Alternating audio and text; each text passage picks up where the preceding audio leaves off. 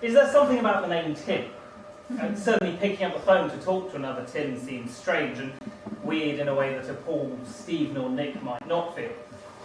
But at least we have real names, not something invented and false, and we have some family heritage rooted in a family tree. Imagine being Malaysian before the ban on using brand names as children's names and finding yourself called National Panasonic, Sanyo or Viagra. Why is Adolf such an unpopular name? I mean, not all Adolfs before 1939 were evil, were they? Whereas nothing seems to have stopped parents calling their kids Fred or Charlie despite the horrors of Fred West and Charles Manson. So why are parents fearful of some names but not others? Willing to make up stupid names? And why are some names so linked to behaviour, intellect and gender? There's a bit of a trend for songs about Tims to talk about space in some way. Has anyone else noticed that? Yeah, I didn't really think so. Not many other people have time to Google songs about Tims. But it is true though. There's this one. Timothy, we found your spaceship.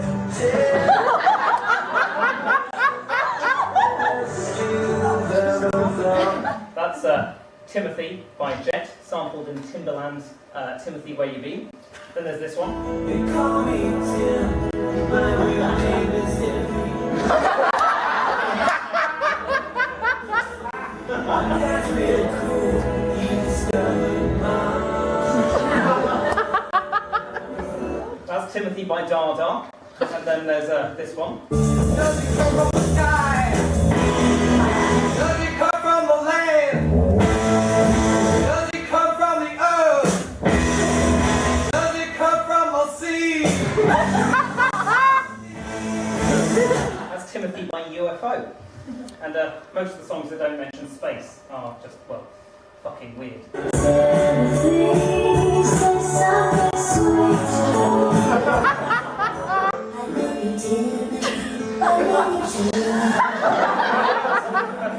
You're just a guy for me.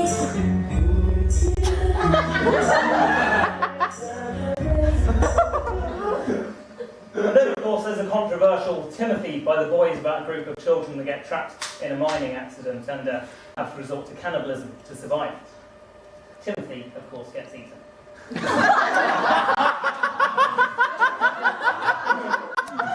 how did I end up on this stage talking to you about the name Tim? Well, I actually started with one sentence, uttered to me by a friend during a game of what would your name be if your name wasn't what your name is? Catchy, right? You would be Chris. I remember thinking at the time how little that name seemed to represent me, how much I was not a Chris and how much I truly was a Tim. I mean, I didn't really know why, I just had this sort of sense of no. I mean, I can see why I was a Chris. It's a pretty standard white middle-class name, and I'm a pretty standard white middle-class kind of guy. I'll tell you what, let's try something. If I bring some lights up on you guys.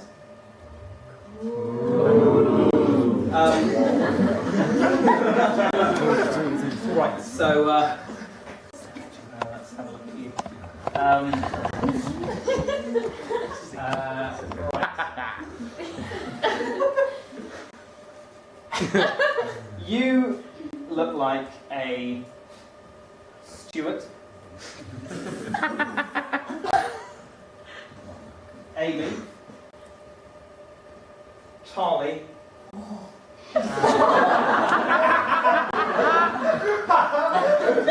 Scarlett. I don't actually think those names suit you, apart from you. Immediately, everyone in the audience cycles through that big old database of names in their heads to see if they match, and maybe some of those will have done. Timothy is an interesting name because it's not unusual, but it is uncommon. I've known or worked with very few Tims down the years. It's also a 3-in-1 name, each with their own inferences. Tim has always struck me as being a friendly, non-aggressive, slightly artistic and creative sort of name.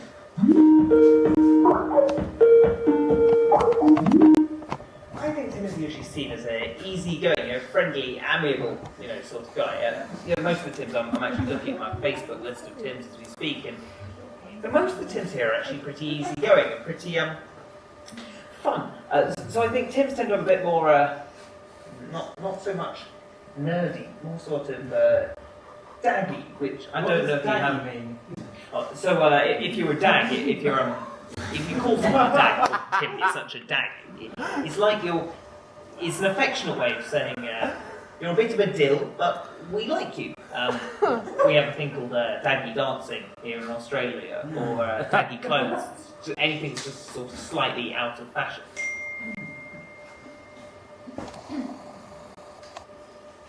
I always saw Tim, myself excluded hopefully, as someone who would be a bit annoying.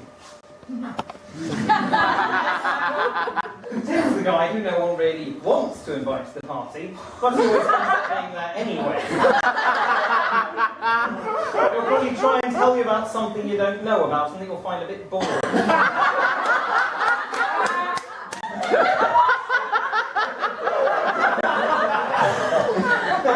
Tims aren't horrible, Tims aren't nasty, Tims are just a bit meh. Oh look, here comes Tim. Who? Exactly.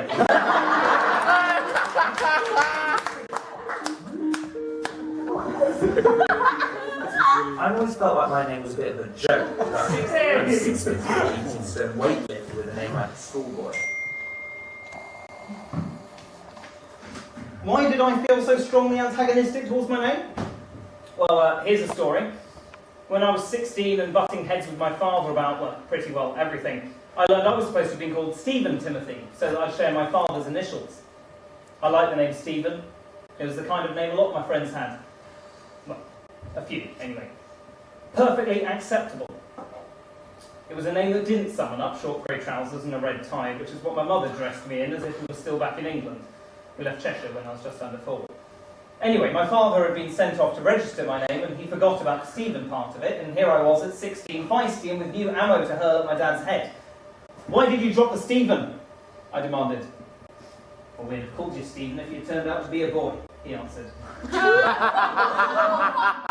Brilliant! I mean, the writer in me loves this response, in retrospect, but at the time you can imagine the affront of it. It's always been a strange contradiction for me, because, well, I'm wearing this shirt, I don't know if you can see what that says. Yeah, I've always been quite insecure about it, because I don't know, it just strikes me as that sort of name which inspires zero. There's no gravitas to it, it's very innocent, there's nothing to.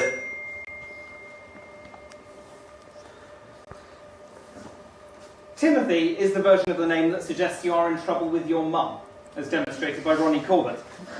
I can think of only one person who always calls me Timothy, someone with whom I've had a long-term, entirely platonic, but slightly flirtatious relationship. Language, Timothy, kind of plagued me a bit at primary school, and I heard it again in my job as someone of a similar age said it to me, but only once, and that's it. I think people's comedy radar has improved since the early 80s, and maybe as they got older.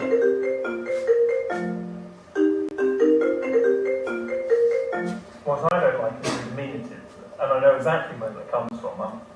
In Canada, where I grew up, there's a charity every spring called the Easter Seals Appeal for disabled children.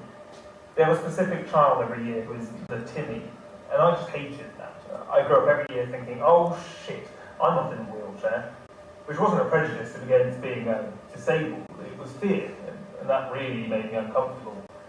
Still does. So when people call me Timmy, I cringe and ask them not to. Timmy is the tricky one. I guess that's the version of our name associated with small children and pets. Enid Blyton famously called George's dog in the famous 5 series Timmy. Timmy sounds, it's not a strong name. Timmy sounds like timid. It's got a sort of association with not being able to quite do it, which, I don't know. It's okay, stop moaning now. I don't know, in dentistry, there's a lot of people called Dennis in dentistry because it sounds like dentist. Timmy. It's a small sounding name, isn't it? So I work in radio now. When I work as a director, I'm not on air, but at the end of the show or during the show, they might reference me. I've always found that they were able to say my name. The host of the show, very pronounced. It was never an issue. I'll say, Tim is with us today. And I was always quite, well, they can say it, right? So maybe I need to, maybe I can just get over that. If you'd ever asked me, I'd have always said I never felt like my name was a great fit for me. Tim or Timmy in fiction always seemed to be the name of a little person, and I've always been the biggest in my classes as a child, along with being the biggest of 3 brothers despite being the youngest. But despite my large stature, I feel my demeanour and attitude match my name in other ways. I think of 2 things when I think of my name specifically, and first of all, I think of a boy named Sue, because that's essentially how I feel about my dad gave me this name, and I think it sounds a bit Nancy, a bit sweet, a bit innocent, but my dad thinks it's good for me. In the case of Johnny Cash, it's because his dad wanted him to be tough and get into fights and stuff. Maybe if I was more confident, I could say it better, but I think part of it is the way it just falls out of your mouth. Timothy, there's nothing strong in there, it's so light, Timothy. It's the M name to me, it's like Mark. You can say that with a deep voice. You can't say Tim with it. Well, maybe you can say Timothy with a deep voice. Timothy!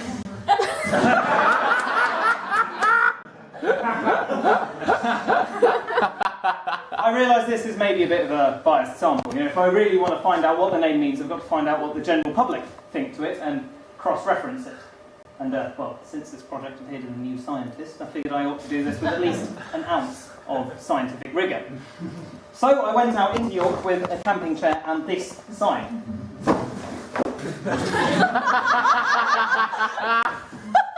And I asked people what they thought to various names, including the name Tim. But to avoid demand characteristics, thanks A-level psychology, I made sure they didn't know my name was Tim, so they answered as honestly as possible. We're going to recreate some of those interviews now. So some of you should have got some pieces of paper when you came in. If you guys can stand up for me. So which of you is number 1? Me. Which one are you? 3. Number 2. Okay. Cool. So I'm going to read out the name, and I'd like you to just respond with what's written down. Okay. So what do you think of the name Mark? Mark sounds like a plumber, someone who does something practical. Very friendly, probably from up north. What about the name Sam? Sam is quite out there, quite adventurous. He likes his skiing holidays. Probably works abroad, maybe. And the name Tim. Tim is quite tall, tall and thin, 30, 35, dark brown hair. Tim could be maybe a solicitor. Right, thank you. Number 2, we've got James. We've got. What do you think of the name James? A bit more sensitive, perhaps, is James. Really struggles at Christmas to buy the right present for his girlfriend.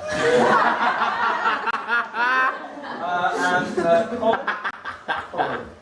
Colin thinks a lot of his own opinions, goes bald prematurely, and wears circular spectacles at every opportunity. Tim. Tim's quite dashing, quite happy-go-lucky.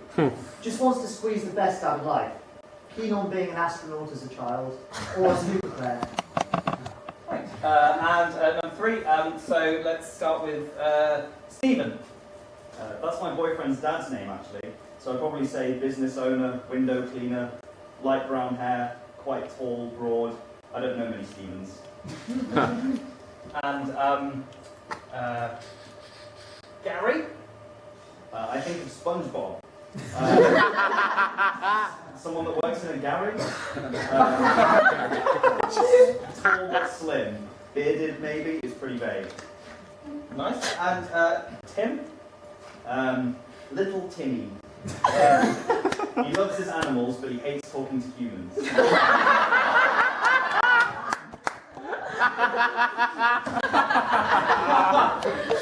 Now that's exactly the sort of shit that I'm...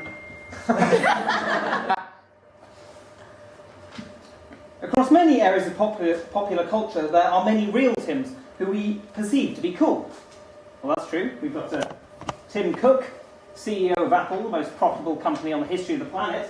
We've got Tim Peake, the first male British astronaut in space.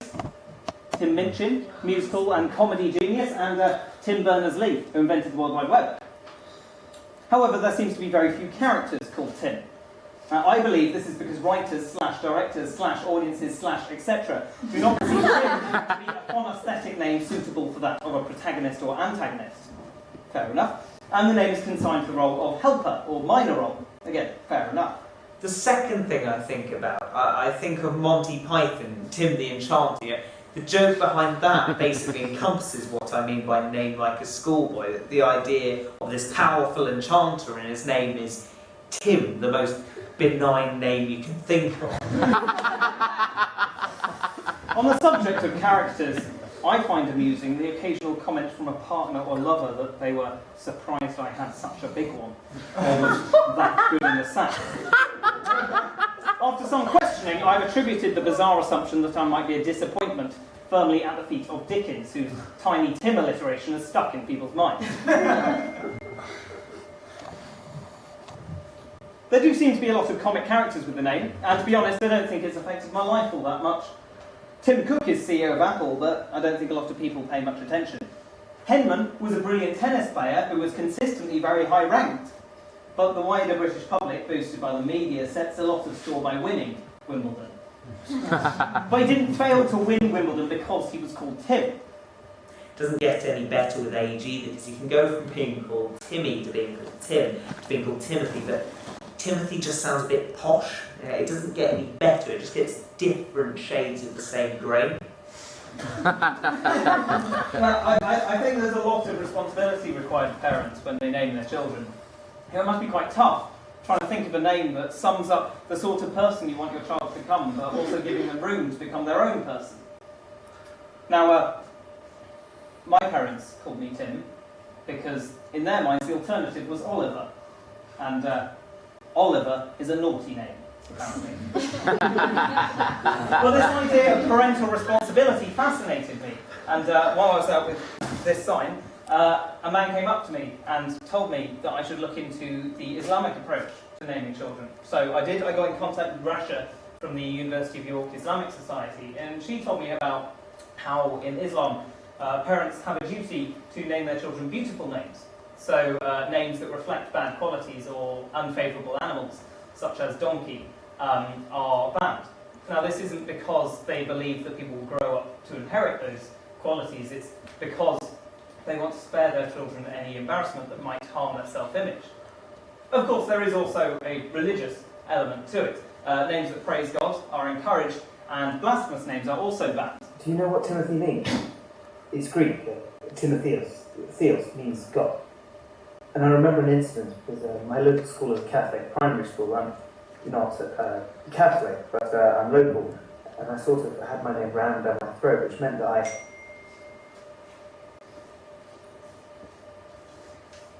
I was born premature. Priest gave me last rites at Hossie, so my mum called me Tim after the character Tiny Tim out of Christmas Carol. Smiley face. I was called Tim, I always thought, because it's one of the books in the New Testament. My parents are very sort of Pentecostal Christian, so I brought up, I always thought Timothy is Hebrew for honouring God, and that was why I was named Timothy after. The other thing is that most of the other Tims I know, apart from the ones I went to school with, are all gay, and as a gay man myself, I don't know whether sexuality has anything to do with the name as well, or whether just as a gay man I get to know a lot of other gay men. And there seems to be a lot of Tims, gay Tims out there.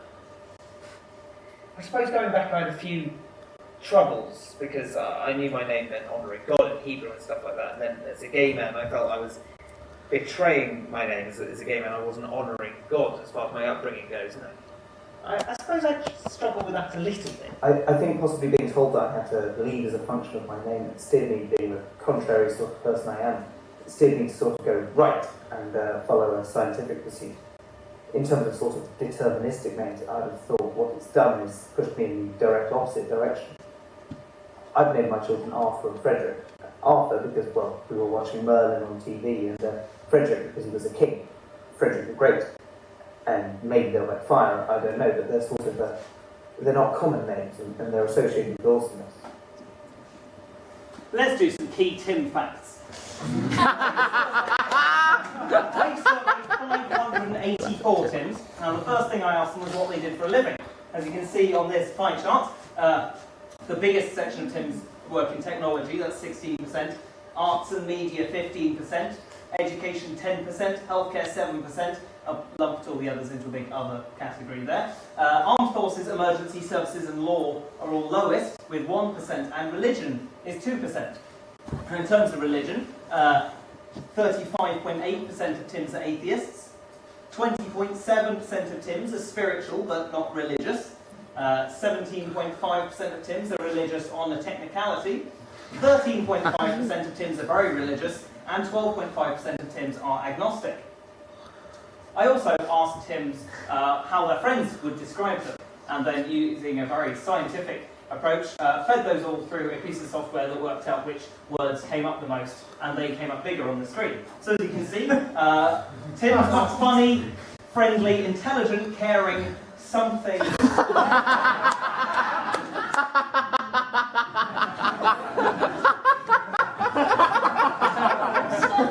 Might need a bit of work, that one. I also asked them if they liked their name. So as you can see, 40% of Tims love the name, 30% of Tims like the name, so that's good. We've got most of the Tims on the positive side there. 20% don't much care either way, about 5% dislike it, and about 2% hate it. So what is the average Tim? Well, the average Tim is 40.7 years old. They live in the UK, they work in technology, and they'll be described by their friends as funny and friendly. They're also an atheist, and they like their name. Now, I was telling one of my colleagues about all these Tim facts, and he didn't actually really seem to care much. Instead, he just asked me if I knew any dodgy Tims.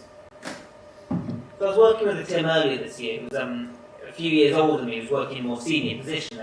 He was a bit of hard work, so we were known as I was nice Tim, he was not so nice Tim. So to differentiate between the people, being like, oh, you need to talk to Tim H, not Tim B. So nice Tim, not evil Tim. Evil Tim. No, but apart from that, I didn't really know any dodgy Tims. I mean, that might just be because the people that were going to get in contact with me about the project were more likely to be nice, or maybe it's because Tims in general are just nice people. You know, I'd like to believe that. But then my colleague told me this story.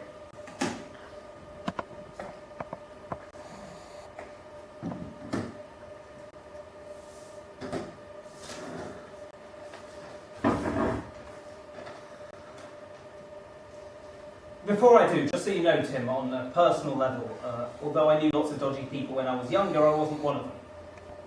So, this dodgy Tim is referred to as Timmy, which makes him sound slightly more innocent, but he was a horrible, horrible person. First became aware of him when I was 14, 15, and people used to buy resin off him, cannabis resin. There was a little alley next to the library, it's gated now, and one of the yards that came off this alleyway was his. And people would climb these ladders up to his window and would buy like an eighth of sticky black or whatever he had on him. He kept him in this massive bin bag all rolled up into stingy little deals. I knew he had a reputation that was a bit more dodgy than just selling weed. Then there was this guy, well, I won't mention names, but this other guy who I knew a bit better, who was also very dodgy in his own right.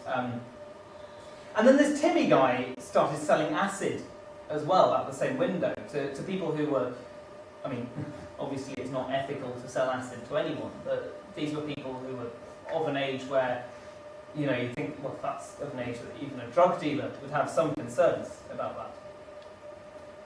Anyway, this other guy who was dodgy in his own right, he'd apparently got a lay-on, which is where you buy some and you pay him off later. And he didn't pay this Timmy. Apparently he went round to this Timmy's house to give him the money like sometime later, like a long time after he said he would.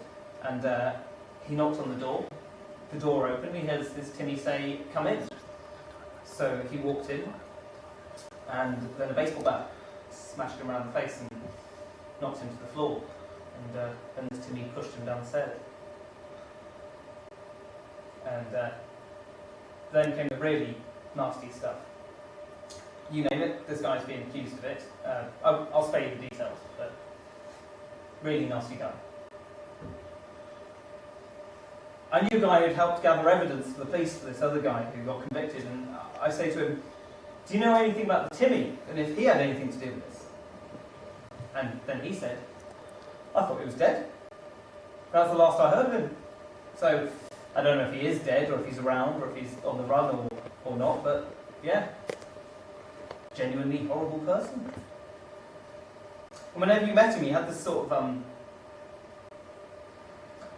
I had a friend who I lived with for a while who was schizophrenic, and he stopped taking his medicine for a while when we were at university, and he went completely doolally, and that Timmy had a similar look in his eye, but a sort of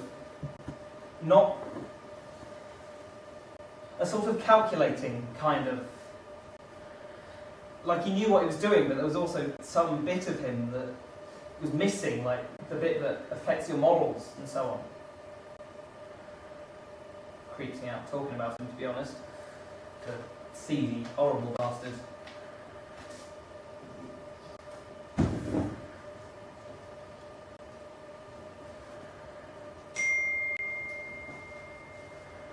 As it happens, I was originally registered as John, because I was born with jaundice and wore a little red jacket. My grandfather, a sensitive soul, started calling me Jacko the Monkey, which so upset me that she changed my name to Timothy. I've often wondered if my attitude to life and the attitude of others towards me would have been different if I'd gone through life as blunt John rather than the more sensitive Timothy. When I was at school growing up, most of my friends were Marks or Johns or Steves and things like that, and so Tim was a bit more kind of wanky, right? But it wasn't as bad as being called something like Nigel. I do quite like the name Burton Hester, which I made up some years ago for its gritty, manly overtones. Did you ever see that Simpsons episode where Homer changed his name to Max Power and then his life got really good? No? Yeah, he changes his name and suddenly he becomes CEO of something. He makes friends with people like Trent Steele. I'm called Tim, but I wasn't called that as a child. I changed to Tim at age 18 and have been that since. I was looking for a new start, but I chose that name specifically as it was the name of the boy who I'd always admired at school. He was tall, handsome, intelligent, and an achiever. So I guess I believed in the nomen est omen idea then, that a change of name could bring about a change of destiny. Of course, I can't now go back and run the experiment the other way to check. So, how can a name change your destiny? Can it? Has anyone here, I'll bring the lights up on you guys. Has anyone here heard of numerology? Yeah? For everyone else, numerology is basically the idea that if you assign numerical values to the letters in your name, they can add up and tell you a bit about your future. So, does anyone want to try this? Yep. So, Katie, can you add these up for me? And I'm going to need some of you to remember some numbers for this, okay? So, first name? Safia. Safia. So, we've got 1, 6, 6, 9, 1. 24. 24. Okay, can you remember 24 for me? Middle name? Roxana. Roxana. Yeah. So, you're going to have to help me out here. 9, O. 6, X. 6, A. 1, N. 5, N. 5, A. 1. H. Ooh, there's an H in there. 8. 41. 41. Can you remember 41 for me? And have you got any other middle names? No. So just Sage at the end there. So 1, 1. 1175. 1175.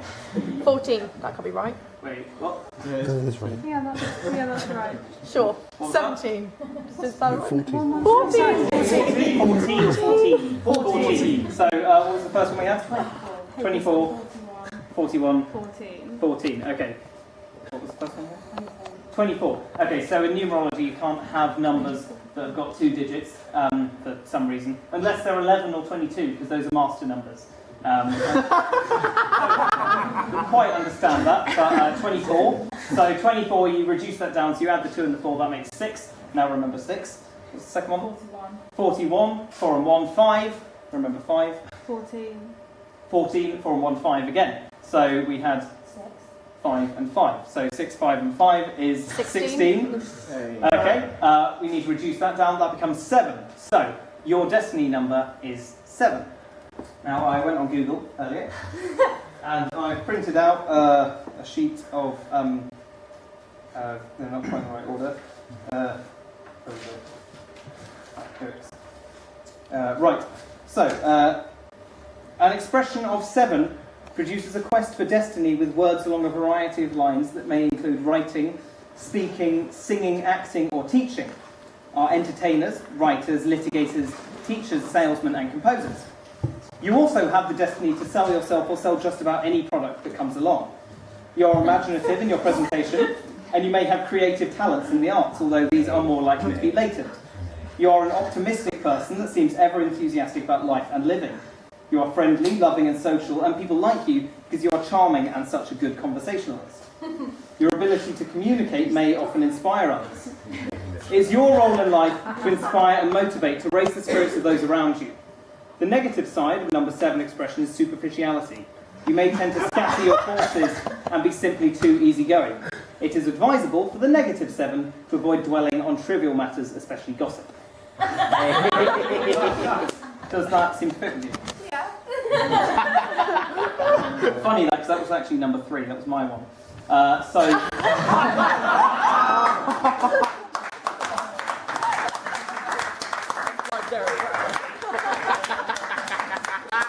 Potentially, this whole name thing is a little bit more nuanced than that. If there was to be described any degree of nominative determinism in my own case, then I would say the name Tim has inwardly made me somewhat shy and lacking in confidence.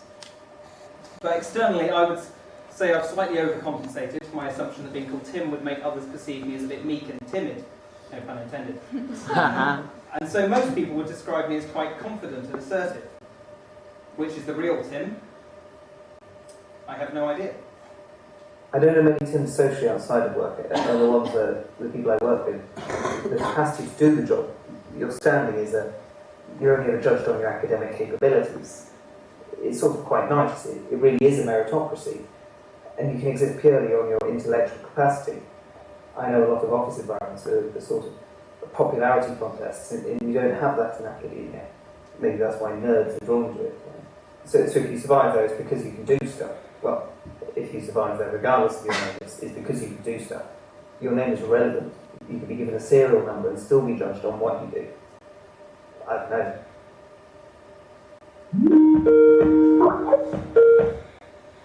Here's what I think is that people grab on to excuses for not taking ownership of their lives. So if the excuse happens to be, well, geez, I was called Timmy all my life and that debilitated me and now I'm useless. Okay, great, really? Nothing's that powerful. The only thing that's that powerful is an internal mindset. It's an internal, an internal game. So I'd certainly believe if you put someone, if you named someone Tim and then you put them, you surrounded them with all kinds of media that talked about Tim and Timmy in a derogatory way, I imagine you could make some people feel pretty bad about themselves. Would that impact their ability to respond and grow out of that and say, fuck this, and I do not wish to be around here and I'm leaving, or that's not my reality? I don't think so, but that's where you come down to how people are wired and how they basically, whether or not people are excuse making or whether they sort of say, that's not the reality I wish to live and I'm going to design my own reality. But I hope that what comes out of it, no matter what your name, Tim or anything else, is you get to decide what life you want to live.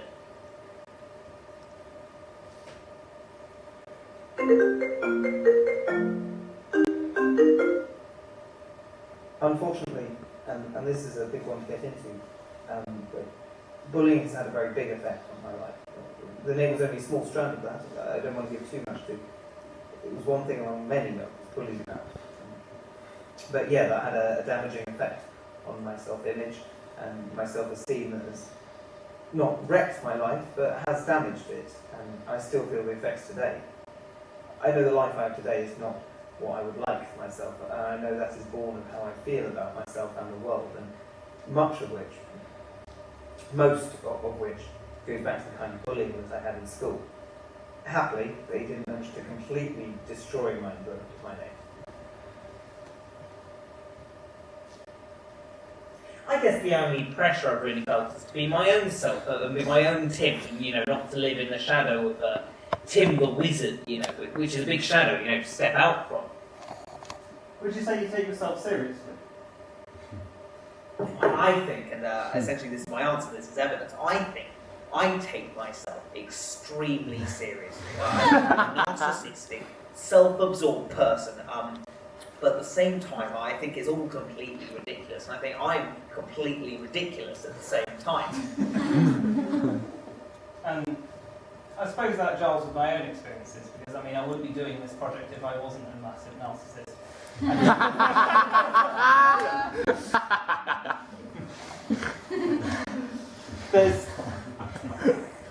There's a famous paper in psychology about nominative determinism that poses the idea of implicit egotism. The idea that people are all essentially narcissists, and they like things related to themselves. So they're more likely to live in a city where the first letter is the first letter of their own name, or take jobs that resemble their names. So Dennis's and Denise's becoming dentists.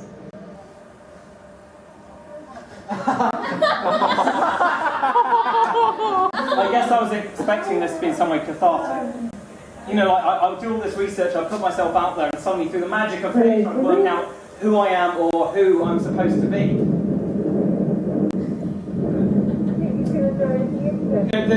There's a trend for songs about Tims to mention space in some way. And, I still don't know why, but I suppose it's kind of fitting.